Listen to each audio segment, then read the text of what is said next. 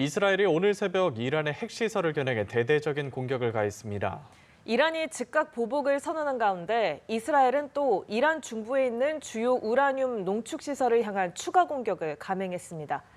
성일광 서강대 유로메나 연구소 교수와 자세한 내용 알아보도록 하겠습니다. 어서 오십시오. 안녕하세요. 예.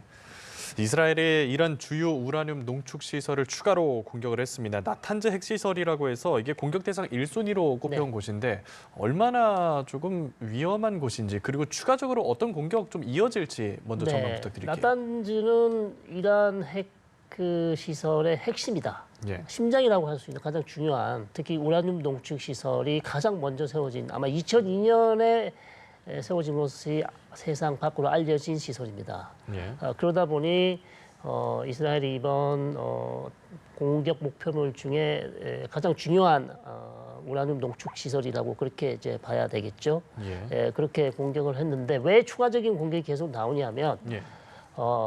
이 시설 자체가 지상 위에 있지 않고 지하에 있습니다. 뭐 50m, 60m.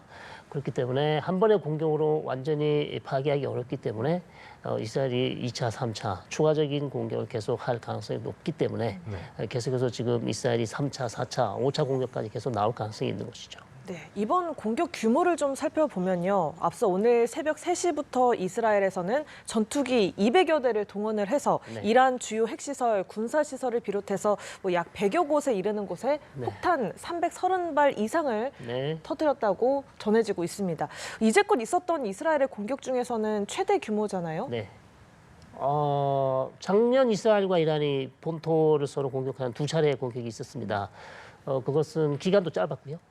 뭐 한 번에 그냥 하루나 이틀 정도밖에 가지 않았고 규모 자체도 훨씬 적었었죠. 그리고 목표도 지금 오늘 일어난 공격 목표와는 완전히 다르죠. 작년에는 그냥 한두 곳 핵시설만 때렸지만 방금 설명해 주신 것처럼 오늘 새벽부터 이스라엘을 공격한 이란의 목표물이요. 사실은 300개가 넘습니다. 300개가 넘고 추가적으로 이후에 오후에 다시 2차 공격에서도 한 100여 곳을 또 타격을 했기 때문에 규모 자체도 완전히 다르고요. 그렇다 보니까 이란의 피해도 더 커질 것이고 그리고 이스라엘의 공격도 그 공격하는 기간도 좀 길어질 것이다. 그렇게 지금 전망하고 있습니다. 예. 네타냐후 총리가 이번 작전 일어서는 사자 작전에 대해서 직접 설명을 했는데 원래는 이번 주에는 그래도 공격이 없을 거라는 예상이 있었거든요. 공개적으로 14일부터 휴가를 가겠다고 얘기를 해둔 상태라서 그래서 좀 허를 찌른 공격이지 않나 이런 평이 있습니다. 정확하게 보셨다고 봅니다. 정확한 표현이시고요. 그것뿐만 아니라 이번 주 15일 날 오만에서 6차 핵협상을 한다고 얘기를 했었죠. 미국과 이란이 하기로 이미 다 예정이 돼 있었어요. 그리고 보리는 휴가를 간다고 그랬고 핵협상도 예정이 돼 있고 전혀 지금 이스라엘이 이란을 공격할 것이라는 거 전혀 예상하지 못한 어떤 트릭 그런 기술을 쓴 게 아닐까. 그러니까 일부러 이란이 전혀 예상하지 못하도록 그냥 정상적인 활동하는 것처럼 그렇게 보인 것이죠. 계획이었던 거죠? 네, 이란을 속이기 위한 작전이었다고 저는 봅니다. 그렇게 함으로써 이번 기습작전이 상당히 성공적으로 되었다.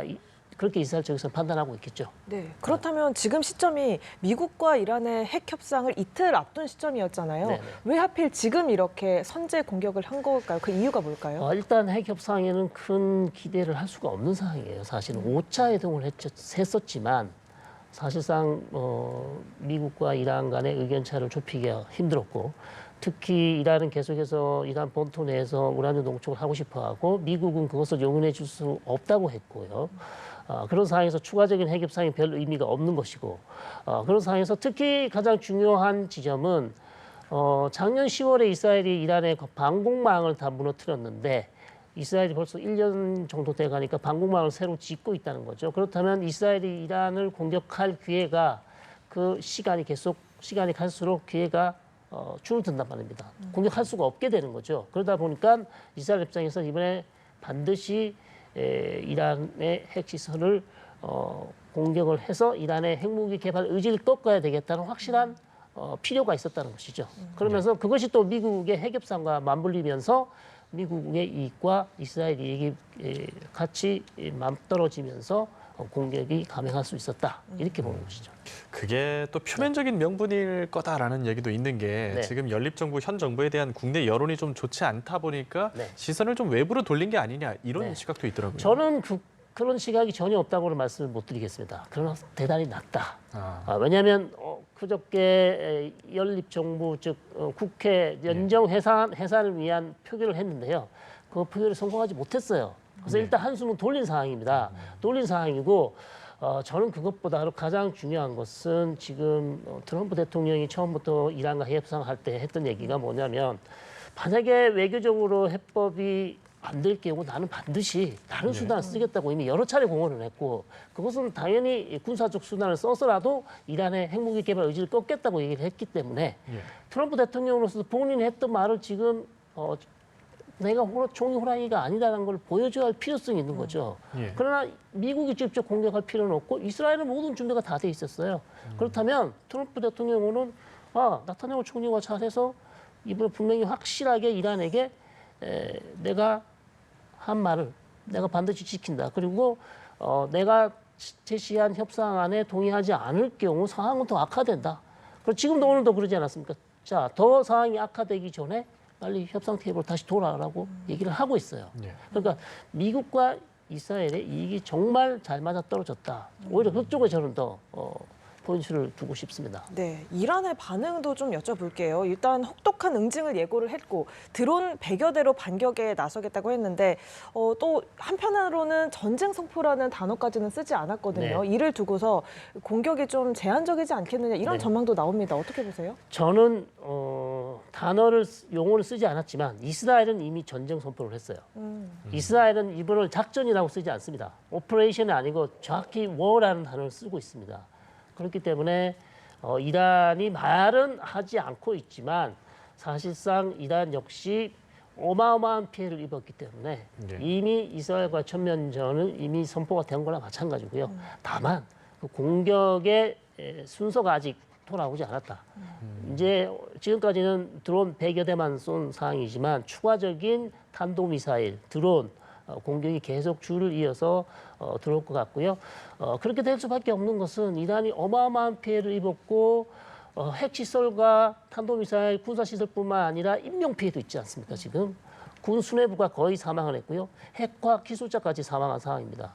그렇기 때문에 이란의 보복은 계속될 것이다. 그렇게 보고 있습니다. 예, 뭐 말씀 들어보면 표현을 하지 않았다라기보다는 말이 필요 없는 상황이다. 뭐 이런 해석이 맞는 것 같은데 미국 반응도 좀 살펴보겠습니다. 루비오 장관이 미국 끌어들이지 말라고 경고를 또 했고 이스라엘 단독 행동이라고 얘기를 했거든요. 네. 맞습니까?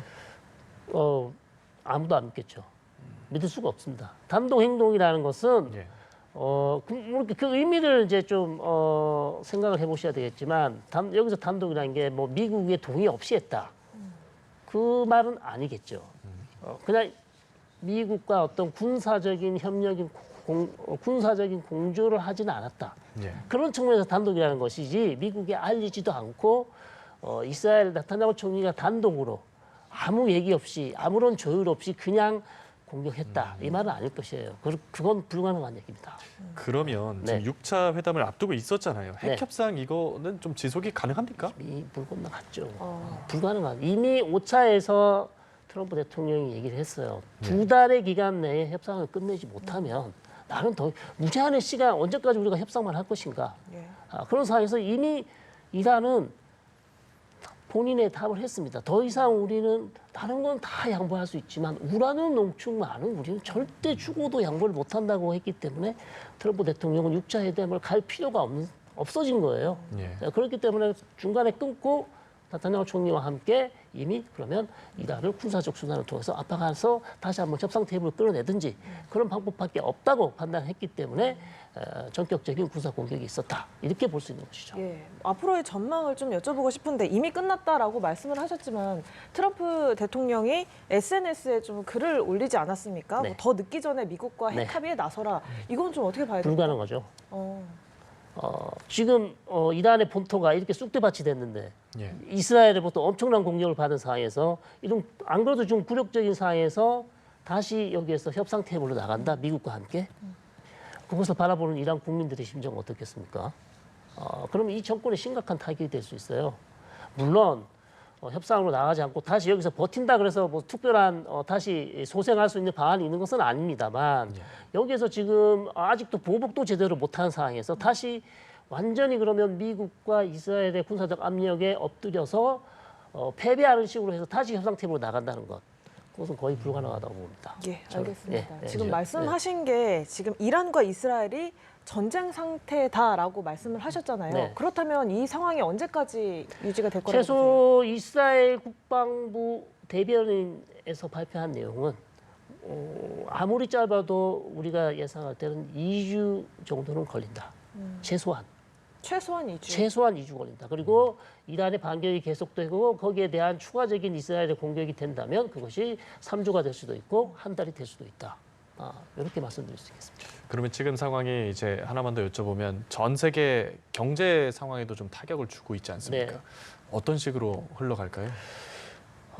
최악의 상황은 아직 나오지 않았습니다. 예. 최악의 상황이라는 것은 이란이 이 주변 아랍 국가에 있는 미군 기지를 아직 공격하지는 않았어요. 예. 그리고 주변 아랍 국가에 있는 정유 시설도 아직 공격하지 않았습니다. 과거에는 그것도 때리겠다고 엄청나게 얘기를 했었지만 아직 하지 않고 있어요. 그다음에 호르무즈 해협도 아직 봉쇄를 하지 않았어요. 예. 그렇기 때문에 나름 지금 아직까지는 그렇게 최악의 상황으로 가고 있지 않지만 예. 만약 이스라엘과 이란 간의 이런 무력 충돌이 좀 더 격화되고 이란의 상황이 더 악화되면 이란이 쓸 수 있는 카드는 사실 그런 카드밖에 없거든요. 다른 카드가 없지 않습니까? 예. 그렇기 때문에 계속해서 모니터링하면서 이란의 대응이 어떻게 될 것인지, 양측 간의 전쟁이 얼마나 더 격화될 것인지, 혹시 미국의 중재로 빠른 어떤 휴전안이 나오게 된다면 그게 최상의 우리가 원하는 최상의 시나리오가 되겠죠. 그러나 그렇지 못할 경우 상황은 악화될 가능성도 여전히 남아 있다. 이렇게 볼 수 있겠습니다. 예, 알겠습니다. 지금까지 이란과 이스라엘의 무력 충돌 상황과 관련해서 성일광 서강대 유로메나 연구소 교수와 함께 이야기 나눠봤습니다. 고맙습니다. 고맙습니다.